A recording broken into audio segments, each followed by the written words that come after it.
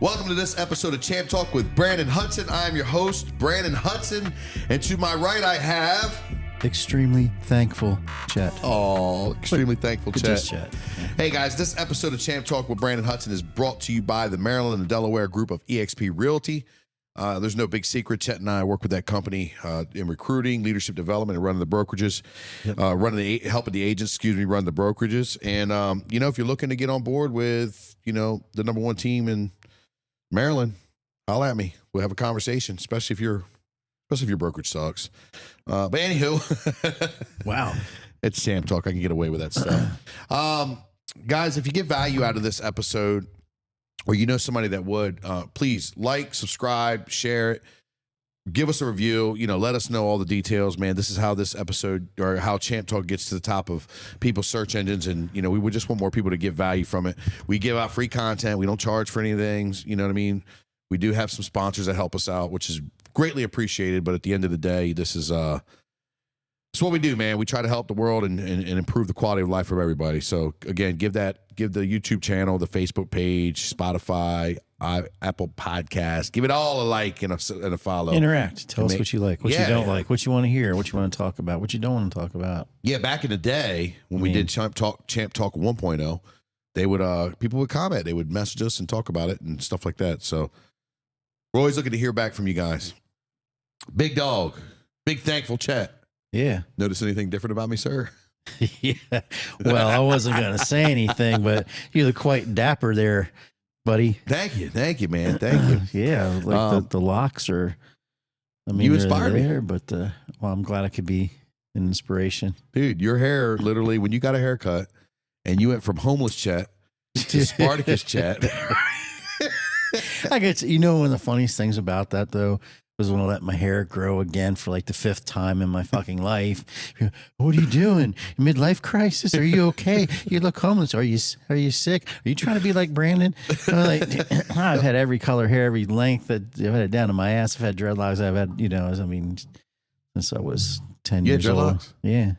Well, for our listeners, a lot of you guys don't know, Chet's been in a punk band for about all his life, right? Tell us about a couple of the bands that you've been into. I thought, this is left field from. I've been in a bunch of original bands. Yeah, tell the names.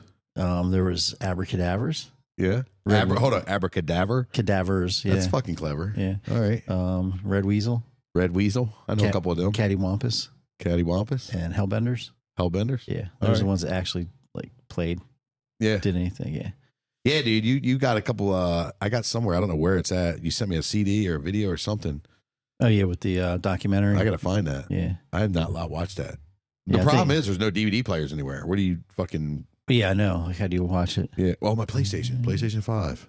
What are you laughing at? Or you can find it online. The gimp in the box is smiling with his ball in his mouth or her ball in the mouth. I don't know which one is it, but yeah, dude, I think it's pretty cool, man. You got some freaking band experience, so that makes sense. Why the hair? Yeah. Well, yeah, I guess. And what position do you play? What position do I play? What instrument do you play? Bass player is now a position. I'm sorry, man. It's like you got jujitsu on the brain. I'm sorry. A guitar player, you got a drummer, and then all right, man. What position? Yeah, bass player. Bass player. Yeah. All right, cool, man. Yeah, that was because way back when needed somebody to play bass. Everybody wanted to be a guitar player, or a drummer, or a singer. When'd you start getting into a band? I don't know if you call it a band. It was a couple friends just playing, jamming. So 13, 14. That's a band, dog. Yeah, 13, 14 years old. If you got positions that are filled. Positions were all filled. I figured it's only 4 strings. It's got to be easier than guitar, right? Yeah, so, yeah. And thank goodness it was for my little brain. No, I think that's really cool, man. Are there any chances that you'll be playing in front of crowds again? I would love to do that. Yeah? Yeah. What's preventing you from doing it? Several things. That right mix of people. And there's got to be chemistry there. I have tried the thing playing with other people that said, "Hey, you're a bass player. Come in. You can learn these songs," but wasn't really feeling it. So there's different kinds of musicians. You know what I mean? Like kind of like musician for hire, who's very technical and has, they've been taught very well. I'm bass playing hack, in my opinion, and Taught yourself. that's taught myself. Friends and helped then you. and then usually original stuff versus covers, any covers or So I would love to do it again, but then also the touchy subject right now, but then also losing friends that were bandmates too. Yeah. And I've lost a couple of those, and even recently. So I won't even talk about that. No, today. no. Don't have it in me, but I understand. But that is a thing. So Yeah, man. I think that's really cool, dude. I'd love to. Now hold on. Let's back up. You are still heavy in the scene, though. I mean, you're at the it's still like skate shop every weekend, right? Not every weekend, but I still like to go to the shows and support. You want to give out a shout? You want to give a shout out? Oh yeah, Lurking Class Skate Shop. Cool. Lurking Class Lurking Skate Class, Shop. yeah. Yeah, Brian Whipple and the whole gang over there. Kaiji Records, they're part of that too. Okay. So it's kind of nice. Jet and Bip. Yeah.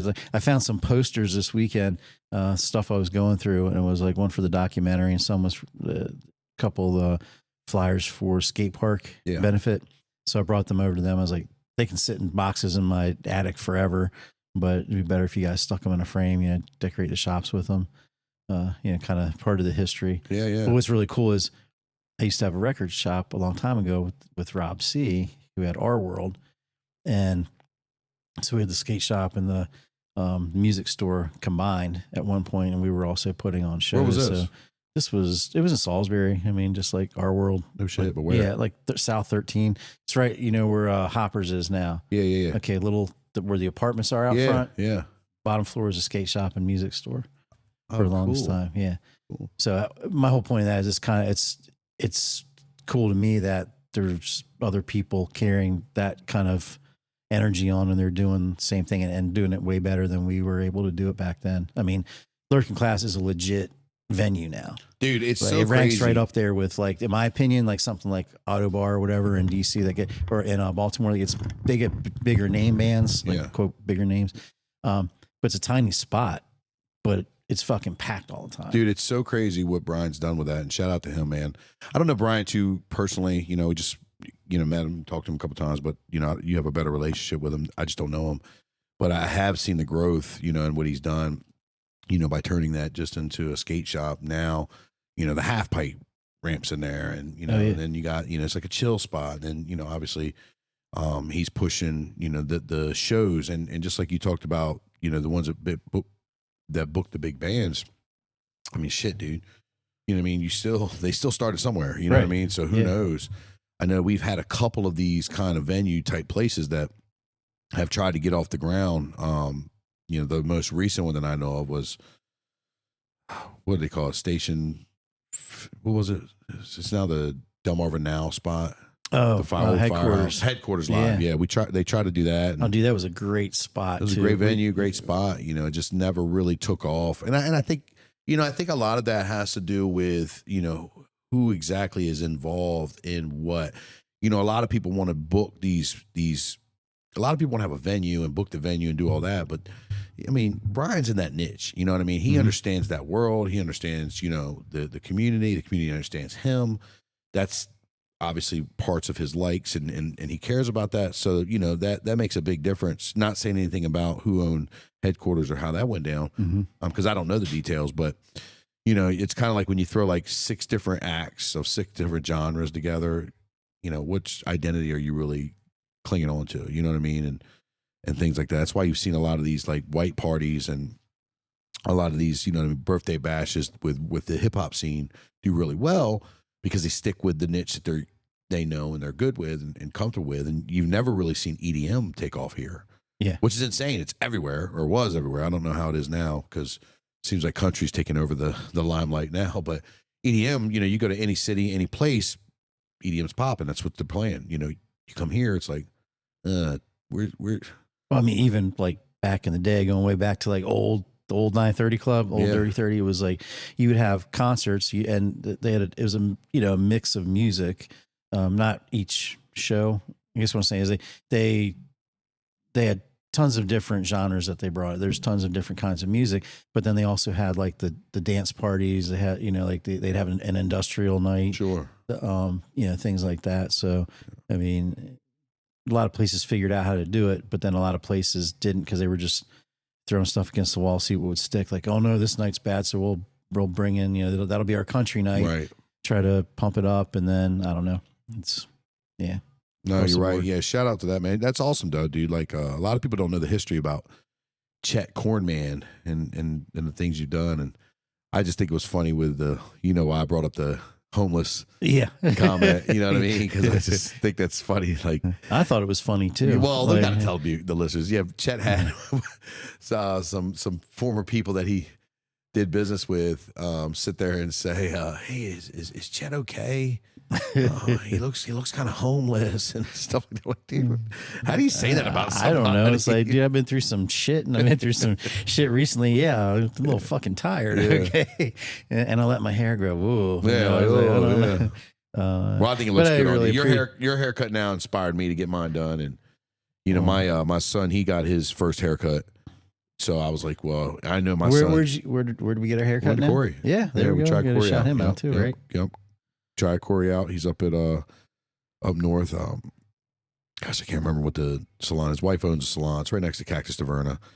And yeah, I tried him out, man. I was like, you know what, man? Let's just you know, see what's happening. I was kind of tired of the long hair myself, and I've never had a haircut. Like I've either went, you know, straight up tight fade, you know, in the streets to long hair, you know, and I really never wore it down. And, you know, I just, the man bun's kind of out, you know what I mean? That's when I got it. And it was just one of them things. It was like, dude, just kind of got on my nerves. Yeah, it's fun about Corey's spot too is he's, you probably noticed it when you're in there, like all the posters and the flyers and everything. It's legit barbershop. And I don't know what music he was playing when you were there, but it's like we have our musical taste is very, very, very much the same, and we actually know some of the same people from different music scenes. So it's kind of cool. Yeah, that's awesome too. Yeah, yeah. I think when I was in there, he was playing. I don't know, what's the girl's name? I got one hand in my pocket, and the other one's on smoking a cigarette.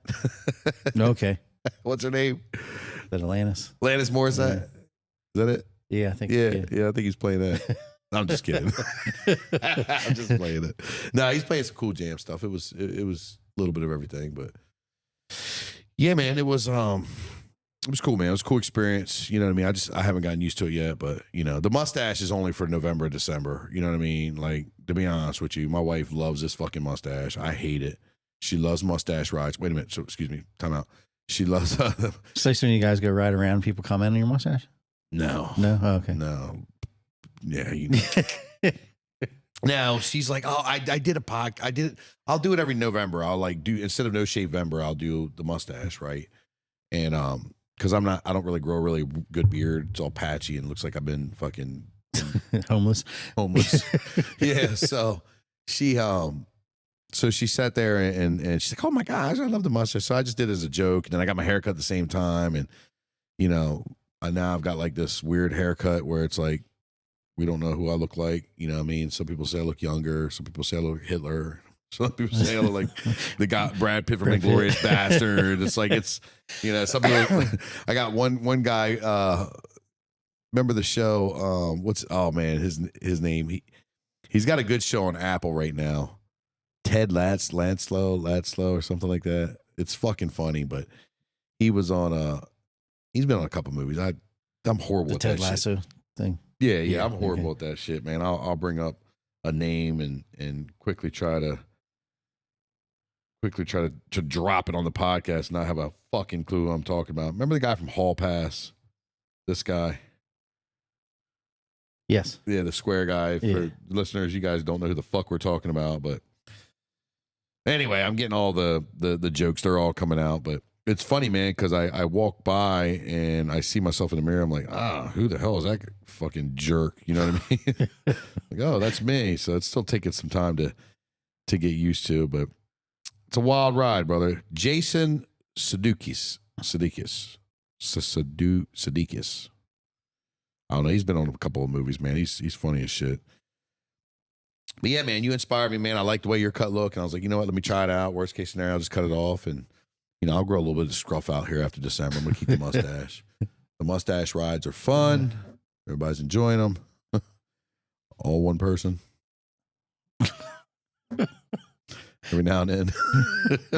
I'm just kidding, man. I'm talking shit. Happy anniversary, by the way. Yeah. My anniversary. If you guys are watching this, it's tomorrow.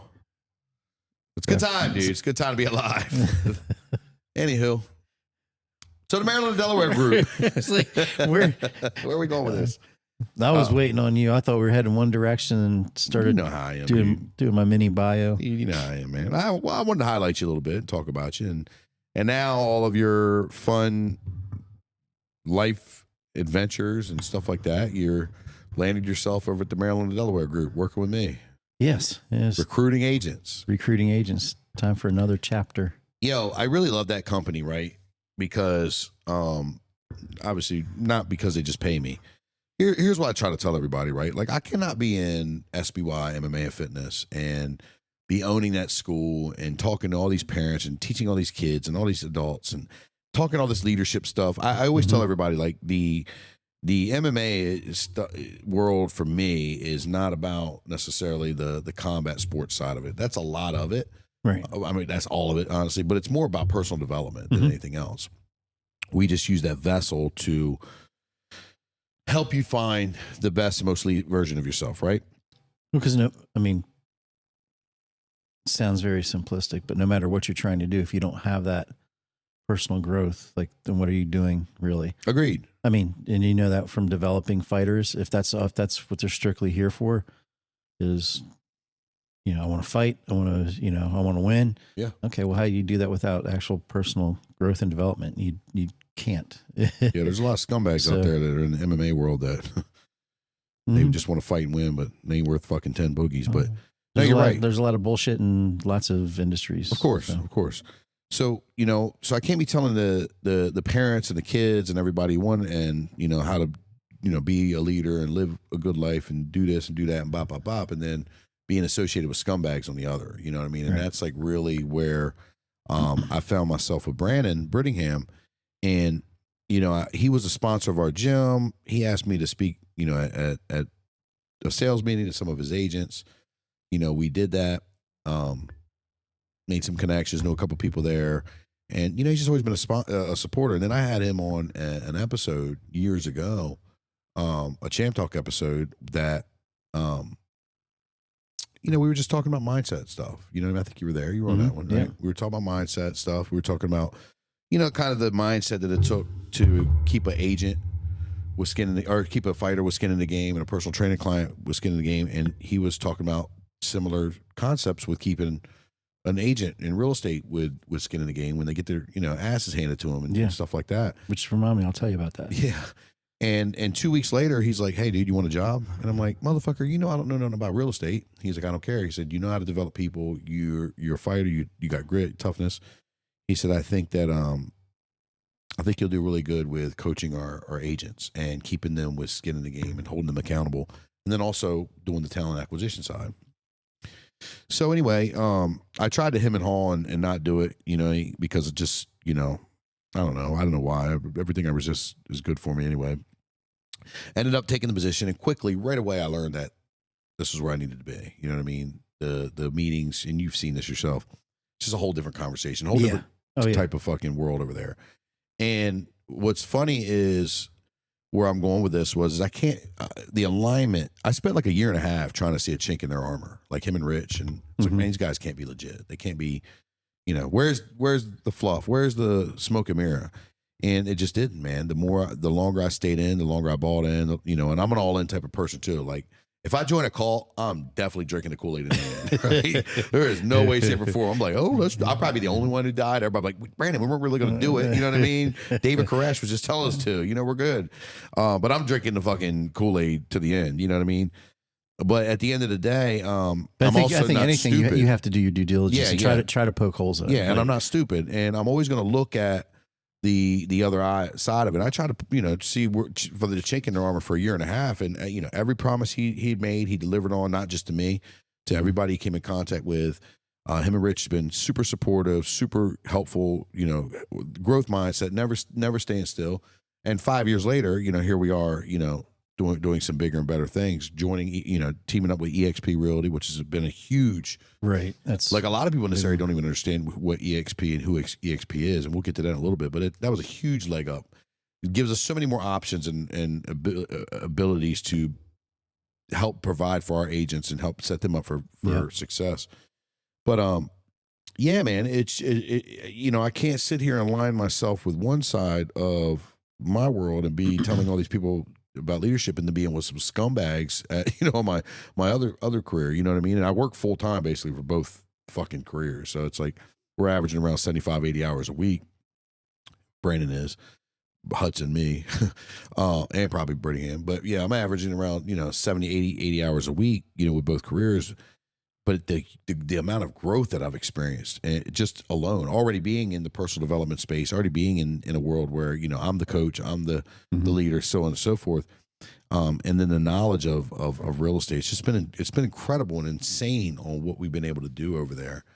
And, but the core values align, you know what I mean? The core values align tremendously. And, the alliances between SBY and the Maryland and Delaware group are very similar. It's like, we understand we got your back. We're a family. We're a tight knit group. We anybody and everybody will be on the mats. Anybody and everybody be in the office. And, but we get after it. We work hard. We say fuck our excuses. You know what I mean? We make sure that the experience of our clients is always number one, over commissions. And there's a lot of things in play that assure that. Yeah. Yeah. And the biggest thing for us is the accountability factor. It's just, like we've had agents that come from other brokerages that signed on board with us, and they were like the big shot at their agency, and they came in, they were small fish in a little pond with us. You know what I mean? And rightfully so. I mean, we've been number one in the entire state for, over a decade, blowing, numbers out the water, blowing records out the water. Branden is constantly, working towards, doing something bigger and better. He's always trying to climb a mountain. So it's not like he's just content with, selling, 900 houses a year. You know what I mean? Like, nah, we could do something other than that. We add the investment side to it, the expert home buyer. And then we break records with that and hit metrics with that. And then we add the coaching with it and then events with it. And then, then you have other silos where we have a construction company. And I mean, dude, you just go on and on about the things that we're able to do over there. And it's never a dull moment.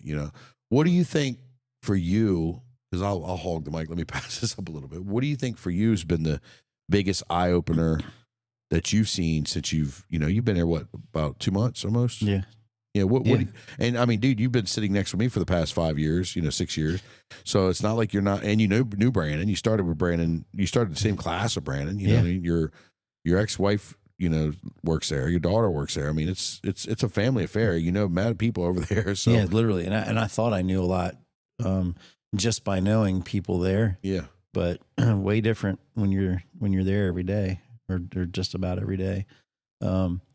And I'm going to kind of backtrack, and Branden and I were in the same licensing class, because back then, you actually sat in a classroom, you had an instructor. Yeah. And she was an amazing human being, unfortunately not with us anymore, but that was, yeah. So, I mean, talk about like, maybe obviously Branden Brittingham, heavy hitter for real estate around here.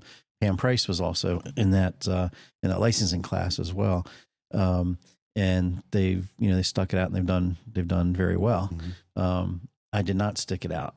I was, and for several reasons, and this is why I bring this up, because we didn't have the training like you have now. At least, I mean, I see what happens at Maryland Delaware Group on a weekly if not daily basis, with the mentorship and, even the weekly meetings. And I think I said this about something that we had, that kind of impromptu training was like, they're not, people talk about gold nuggets, and these are actually like mini roadmaps. It's like that to me. I mean, it's that much information and that intense.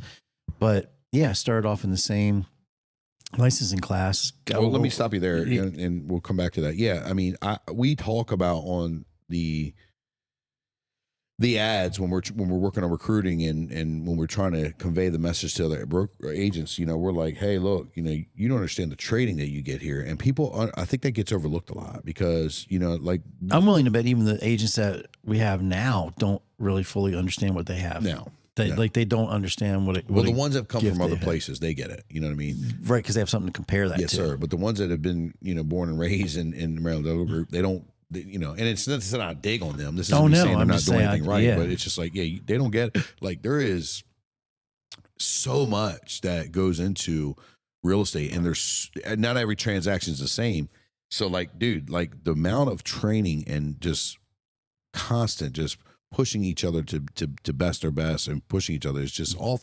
There's nothing comparable. I mean, that's why it compares to us so much because all we do is train, right? At SPY. So, you know, that's why again the similarities of the dynamics are so, you know, so similar because it's like, dude, all we're doing is training to perfect our craft, to get better, to be a better person, and so forth. So you were saying, and the reason I'm bringing these things up is kind of comparing it to then versus now, and then also some mindset but back then, and I was an agent and I did work.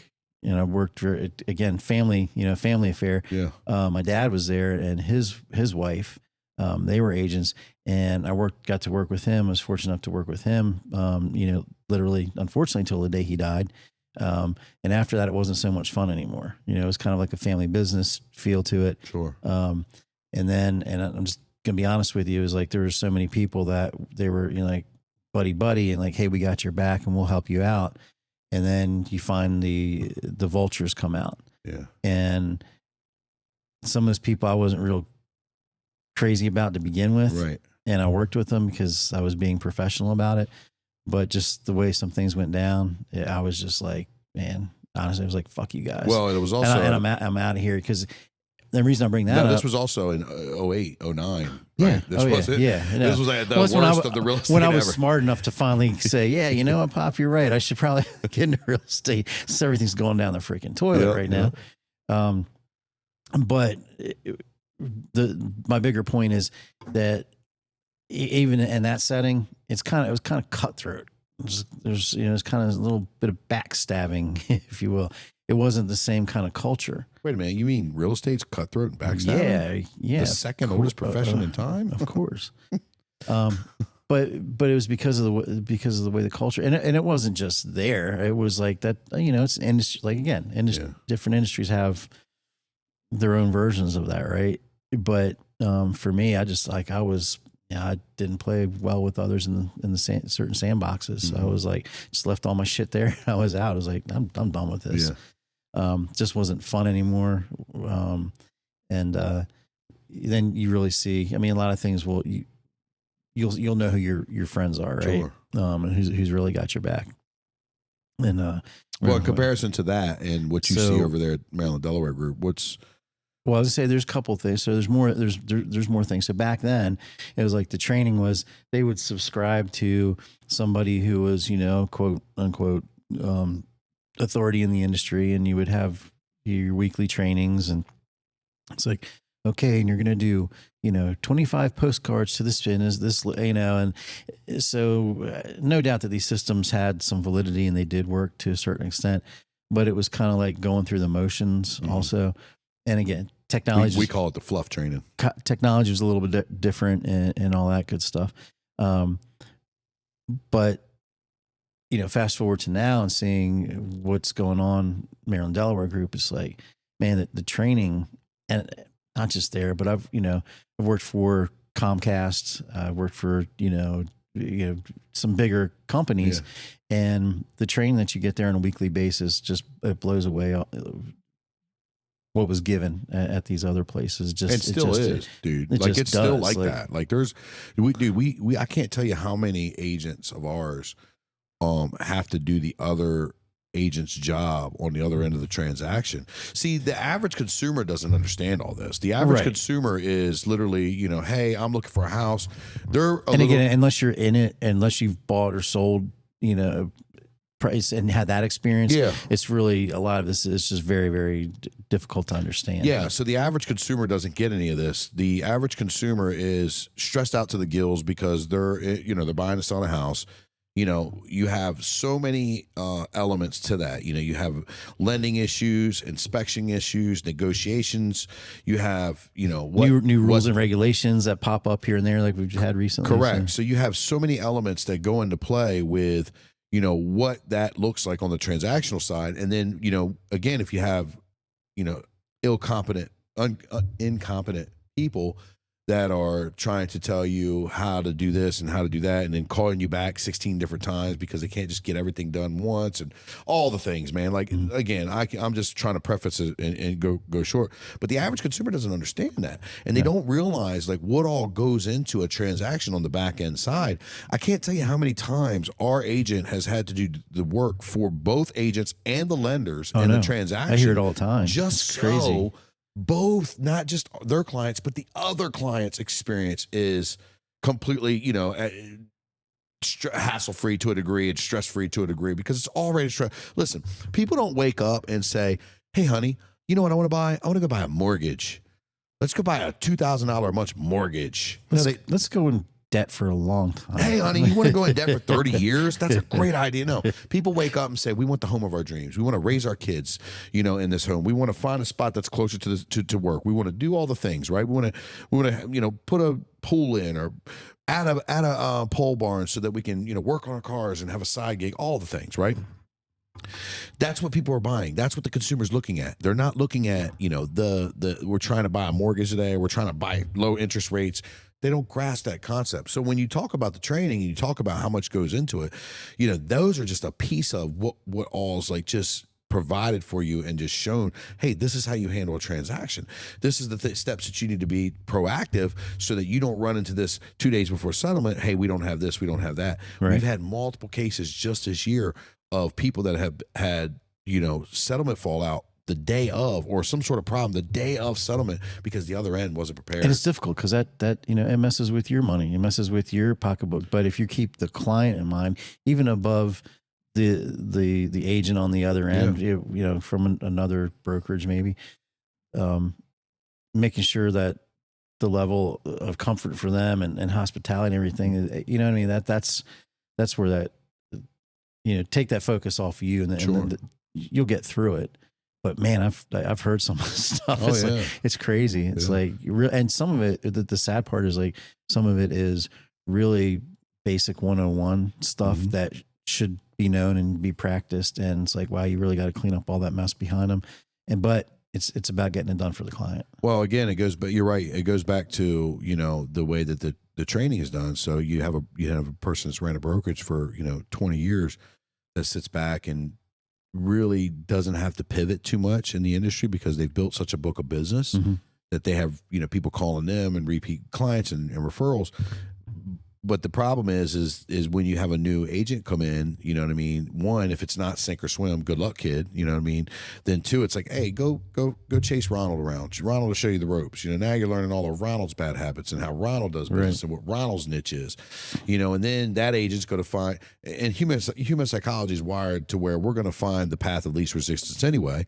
So whatever holes or whatever corners Ronald cuts while that new agent is training, that new agent's going to sit there and magnify that for themselves so that they don't have to have as many pain points and things like that. Whatever bad habits Ronald has, he's going to pass along.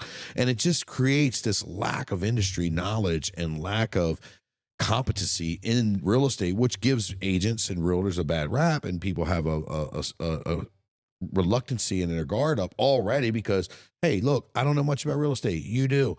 I got this house. It's worth $1 million, but it's only really priced on Zillow for $230,000.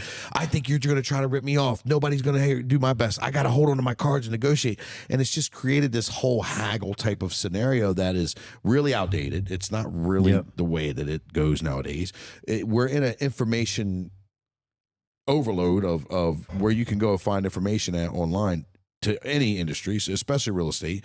So the consumer is well more versed and understands what they have in their hands, what they're able to do and not able to do. It's the realtor's job to take that process and not only make it smooth and less pain-free, but educate on all fronts. You know what I mean? Realtors should be really working together in unison more than trying to, within the laws. I mean, you're not like, hey, I got this bad. Well, We're not talking about that. Well, there's a lot of, and it's pretty evident too, some of the mindset that is out there, because just from the recruiting end, some of the questions that we get are people like, and I'll ask them, well, have you done your homework on our group? Have you done your homework on this company? And well, sometimes they have, sometimes they haven't. And they'll say, well, I know this, and they'll quote something like obviously they did some Googling, and they're some TikToking. They're quoting, just throwing out there what they found. They looked on TikTok and were educated there. But some of the questions too, everybody wants to know, the S word, split. What's the split gonna be? Yeah. What's the split? The split is the funniest fucking thing to me, dude. I'm sorry to cut you off. It's the funniest thing to me because the whole industry is conditioned on split. And that's all any realtor wants to talk about is split. And what I love about the realtor, especially when you're talking to other brokerages, right? Because, dude, we rarely take them after 2 years just because they've been so tainted with bad habits.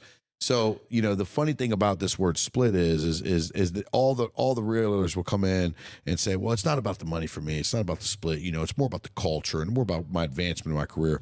But then it comes always back down to the split. And here's the thing about the split that people don't get.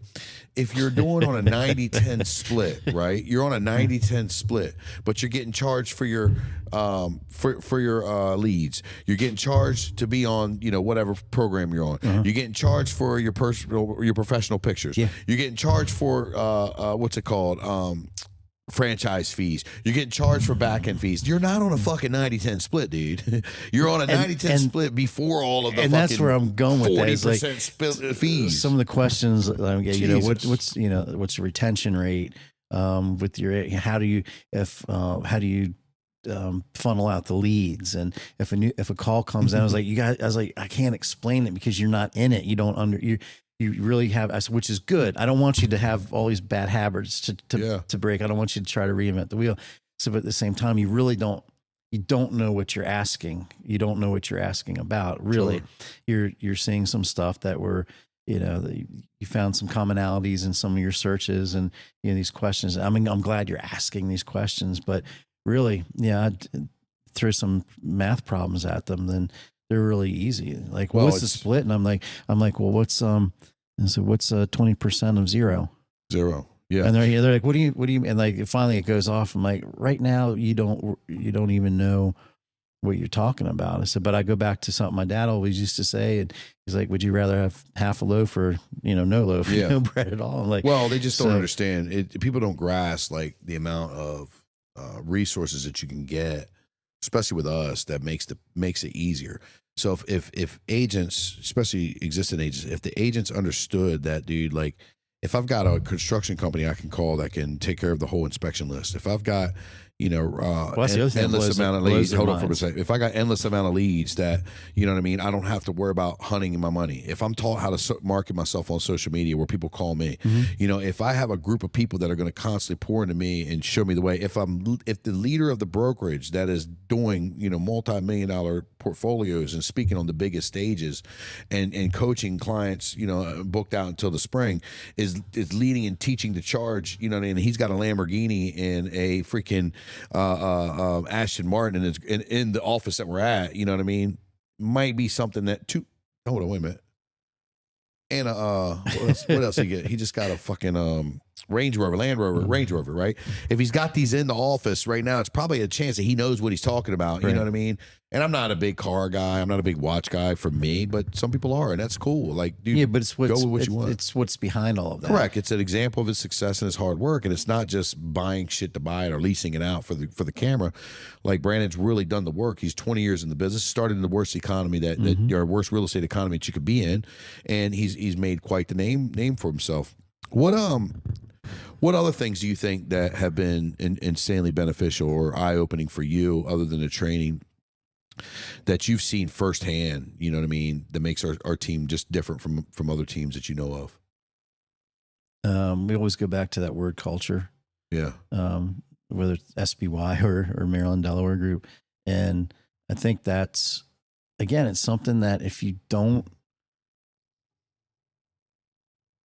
if you're not in it, if you're not immersing yourself in it, it's really hard to understand the benefits, and exactly what you're getting out of it. Talk about, like, you might like to go to a Japanese restaurant and you enjoy Japanese food, and you like anime, and there's certain Japanese things you like, and you like, stories about samurais, right? Okay, that's great. You can read the books, you can do it, but you need to go to Japan. Yeah. You need to go to Japan and, Great stay point. there for a couple of weeks, stay there a month, and like immerse yourself as much as you possibly can for whatever time you're there. So I think that's good. That's one of the big things is the overall culture there. And I think it's going to be not for everybody, which sounds kind of weird, because we do offer so many things that should be, but not everybody's going to fit every, and not even a mold. I mean, I think it's pretty fluid, but yeah. Well, I'm going to piggyback on that because you're exactly right. Because a lot of people think that real estate is just a simple sales process and sales career. That's probably one of the hardest ones you can get into, because it's, they get caught up with like shows, like reality shows, like on HGTV, where, we'll have like a $250,000 home in the hood, and a realtor come in. Well, if we just knock out that wall and add this backsplash and put up this banister, it'll make your hood home worth $750,000, right? Which is like obviously fucking nowhere near what you're really dealing with. But that's the perception of the people that don't understand the industry. And then you always hear real estate this and real estate that, and people jump in real estate and so on and so forth. So people have this misconception, especially on the investment side. I think they have this misconception that it's just, hey, if I just show up, it's going to sell itself. We had a guy interview for us who was like, well, real estate's real estate. The house is just going to sell itself. You know what I mean? I'm like, no, motherfucker. No, that's the farthest from the fucking truth. It's not. And it's not. It's not. I challenged the fuck out of him in that interview. Oh yeah, but it's not. It's not. I mean, there are, quote transactions, but it's not transactional business. No, it's a relationship business. Yeah, for sure. 100%. For sure. And it's not an easy career. You know people, what I mean? And we see this all the time. People, they will remember you. They're going to remember the way that you made them feel during that experience. That's why they're going to come back to you, or they're not. Bro. And that's why they're going to refer you to people or not. And you hear it all the time. You'll hear Brandon pick up a transaction or pick up a client, excuse me, and he'll say, hey, well, what made you call me? Who was your last realtor? And you'll hear people say all the time, I don't remember who the guy or gal was, which is like the worst thing ever. Yeah. Ever you could have. If I ever was forgotten and I sold you something, especially the largest transaction of your life, bro, like, what am I fucking doing, dude? I've seen all kinds of stories too, where they've literally still got the agent's magnet on their refrigerator and still under the name. They don't remember. That's horrible. And that's agents right here locally. And here's like old school technology, but this is another funny story with my pop from way back in the day. Was he had this one client, and he said, yeah, we had this letter from you, and he was trying to figure out what they held on to a letter. They literally passed it like through the family. It was not a handwritten letter, but printed, but hand signed. Sure. Then you do mail outs, right? Well, they held on to this like they would some other family resource and passed it through generations. So he ended up dealing with literally 3 generations of that family because of the experience. And that was like, he was their go-to, and they literally held on to this thing just for the contact info. And it was, same thing happens now, but it's not going to happen if you don't have that level of hospitality and you don't have the kind of culture that we have that people are going to remember. They're going to remember you. No, I agree, man. Well, shout out to the Maryland and Delaware group of EXP Realty, man. I appreciate everything you've done for me in my life, and I appreciate what Brandon and Rich, have done for, the community and for so many agents' lives. And I've witnessed it firsthand, some really remarkable and incredible things that they've done. If somebody wanted to get in real estate, where can they reach you? They can reach us through the website. That's a great place, or social media. Either my page, DM me, DM you. So you're still involved there. So Yeah. yeah. I Definitely, mean, man. that's we're easy to find. Well, it's a dumb question, but I want our listeners to have an that's idea what I'm of saying. where to get up. You know, you definitely want to reach out. You can go to our website. I think we've got a link. It's join the Maryland Delaware group, or joinmdd.com. I got to look it up, but we can post that up and just message us. Well, I'll send you the link. But we'll actually pay for your real estate course if you want to get into real estate. So that's another thing that we do, is we do a scholarship program where we'll pay for your course. You know what I mean? And this wasn't really a shameless plug to kind of plug real estate. This was just more about just kind of talking about it, because I'm really invested into it, man. I invested in this company. You know, I've went on record saying, man, I'd work for you guys for free. I mean, that ain't really true, Brandon and Rich, but you know what I mean?